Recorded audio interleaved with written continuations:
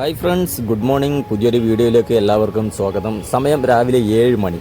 വീട്ടിൽ നിന്ന് ഒരു ഗ്ലാസ് കട്ടൻ ചായയും കുടിച്ച് ഞാൻ എൻ്റെ നാട്ടിലെ ഏറ്റവും അതിമനോഹരമായ തൂവൽ തീരം എന്നറിയപ്പെടുന്ന ആ ഒരു ബീച്ചിലേക്കാണ് ഇന്നത്തെ എൻ്റെ യാത്ര.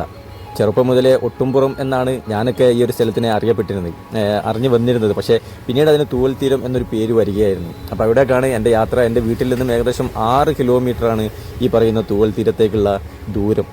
ഇപ്പോൾ ഞാൻ അവിടേക്കാണ് പോയിക്കൊണ്ടിരിക്കുന്നത്. അതിരാവിലെയാണ്. ഒരുപാട് നാളത്തെ എൻ്റെ ആഗ്രഹമായിരുന്നു രാവിലെ എഴുന്നേറ്റ് ഒരു ചെറിയൊരു യാത്ര പോകണം, ഒരു ട്രിപ്പ് അടിക്കണം എന്നൊക്കെ. ഇന്നാണ് അതിന് സാധിച്ചത്. അപ്പോൾ എന്തായാലും ഞാനിപ്പോൾ അങ്ങോട്ടാണ് പോയിക്കൊണ്ടിരിക്കുന്നത്. താനൂർ ജംഗ്ഷനിലേക്ക് ഇപ്പോൾ അടുത്തുകൊണ്ടിരിക്കുകയാണ് ഞാൻ. താനൂർ ജംഗ്ഷന്, അതായത് തിരൂർ റോഡും പരപ്പനങ്ങാടി റോഡും റെയിൽവേ സ്റ്റേഷൻ റോഡും ബീച്ച് റോഡും സംഗമിക്കുന്ന താനൂർ ജംഗ്ഷൻ. അതിൽ ഇപ്പോൾ തിരൂർ റോഡിലൂടെയാണ് നമ്മൾ അങ്ങോട്ട് പോയിക്കൊണ്ടിരിക്കുന്നത്.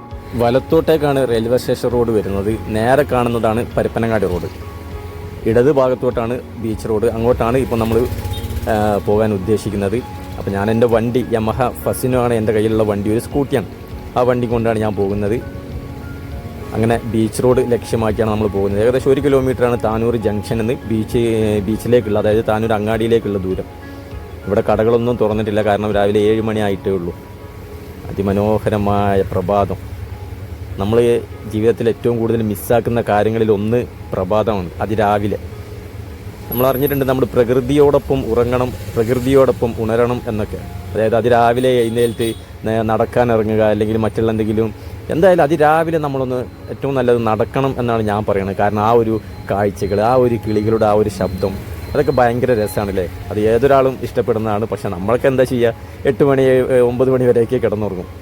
അപ്പോൾ എന്തായാലും ഞാനിപ്പോൾ യാത്രയിൽ ഏകദേശം താനൂർ പോലീസ് സ്റ്റേഷൻ്റെ അടുത്തെത്തിയിട്ടുണ്ട്. ഇവിടെയാണ് താനൂർ പോലീസ് സ്റ്റേഷൻ, ഈ വലതു ഭാഗത്തായിട്ട്. ഇവിടെ നിന്ന് നമ്മൾ ഇപ്പോൾ ബീച്ച് റോട്ടിൽ തിരിഞ്ഞിട്ടുണ്ട്.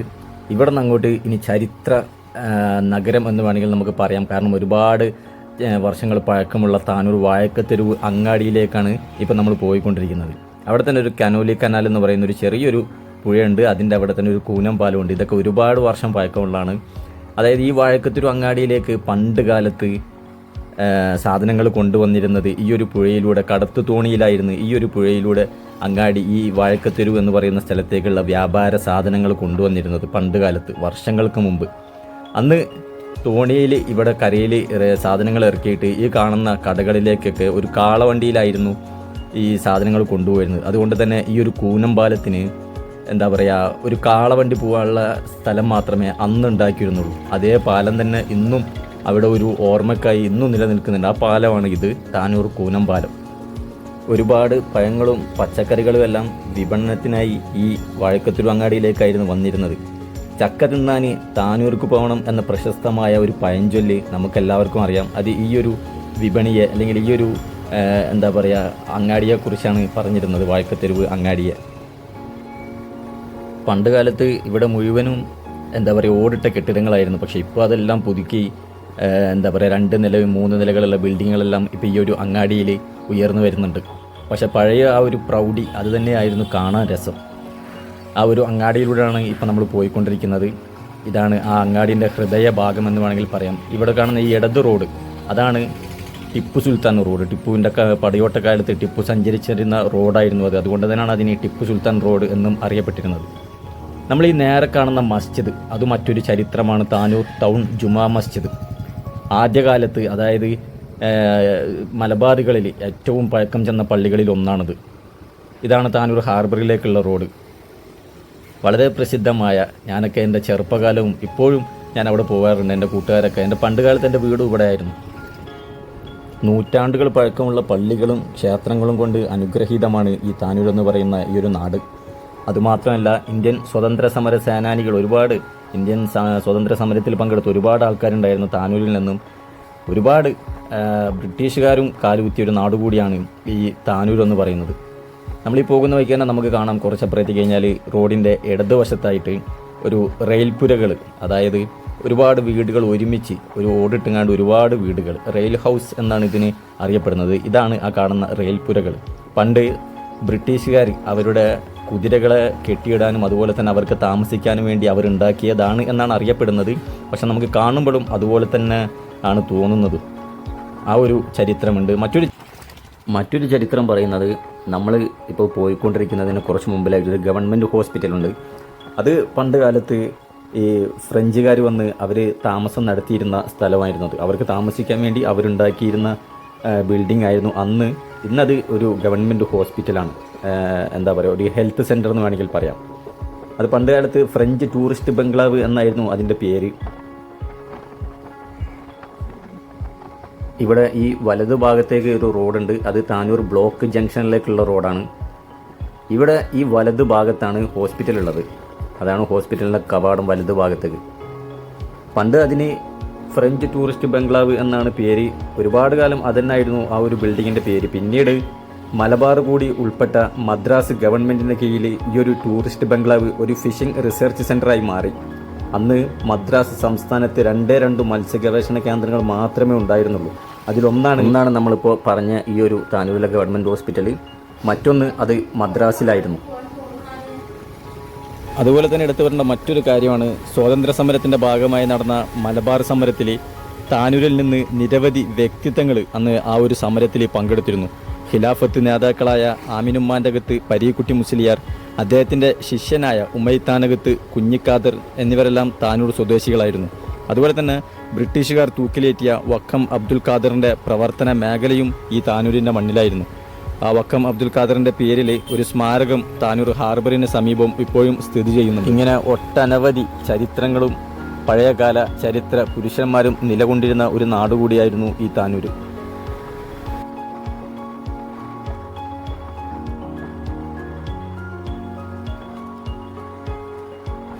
ഇവിടുന്ന് നമ്മൾ പോകുന്ന തൂവൽ തീരം വരെ റോഡ് ഒരു രക്ഷയില്ലാത്ത റോഡാണ്. ആദ്യകാലത്തൊക്കെ ഇവിടെ നമ്മൾ ഇതുവരെ നേരത്തെ നമ്മൾ സഞ്ചരിച്ച അതേപോലെ തന്നെ ഒരു ഇടുങ്ങിയ റോഡായിരുന്നു ഇവിടെ. പക്ഷേ തീരദേശ ഹൈവേ വരുന്നതിൻ്റെ ഭാഗമായിട്ടാണ് ഈ ഒരു റോഡുകളെല്ലാം ഇത്രയും വീതി കൂടിയിട്ടുള്ളത്.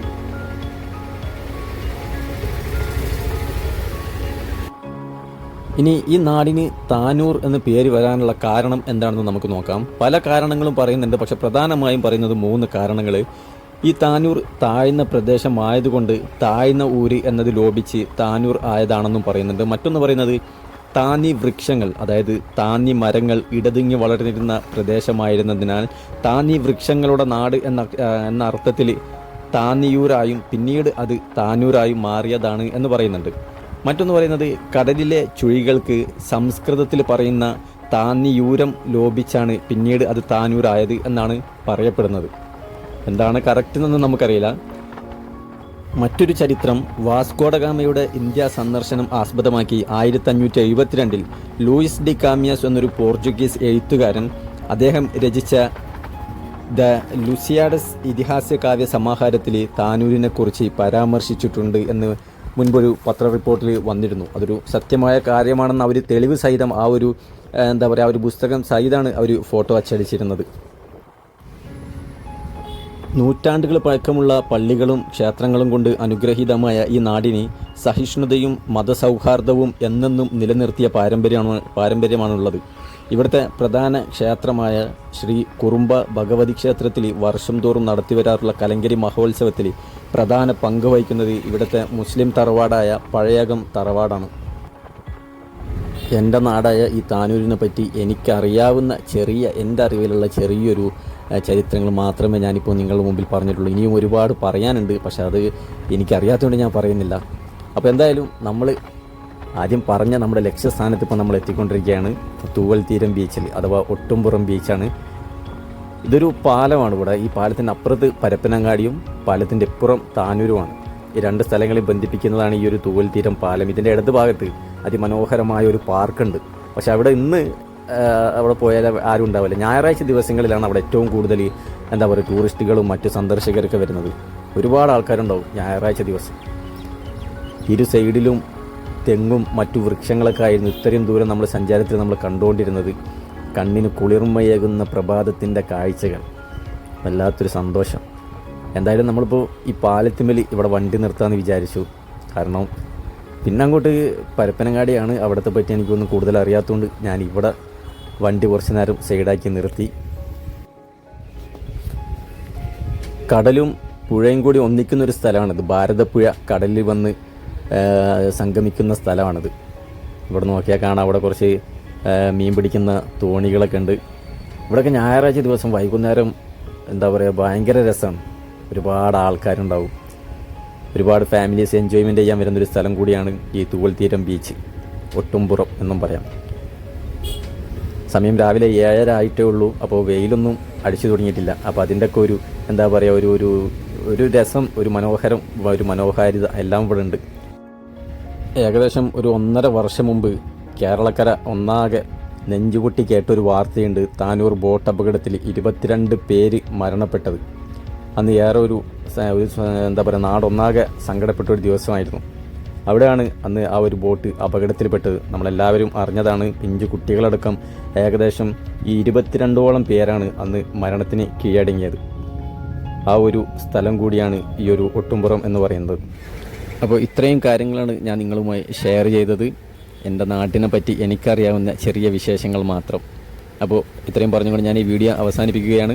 ഈ വീഡിയോ നിങ്ങൾക്ക് ഇഷ്ടപ്പെട്ടിട്ടുണ്ടെങ്കിൽ തീർച്ചയായും വീഡിയോക്ക് ഒരു ലൈക്ക് അടിക്കണം. അഭിപ്രായങ്ങളെല്ലാം കമൻറ്റായിട്ട് രേഖപ്പെടുത്തുകയും വേണം. അപ്പോൾ കൂടുതൽ വിശേഷങ്ങളുമായി നമുക്ക് വീണ്ടും കാണാം. അതിനു മുമ്പ് നിങ്ങൾ ഇതുവരെ ഈ ചാനൽ സബ്സ്ക്രൈബ് ചെയ്തിട്ടില്ലെങ്കിൽ ചാനലൊന്ന് സബ്സ്ക്രൈബ് ചെയ്യുക. ആ ബെൽ ബട്ടൺ കൂടി ഒന്ന് ഓൺ ചെയ്ത് വെച്ചേക്കുക. അപ്പോൾ ഇനി അടുത്ത വീഡിയോയിൽ കാണാം. Bye, see U.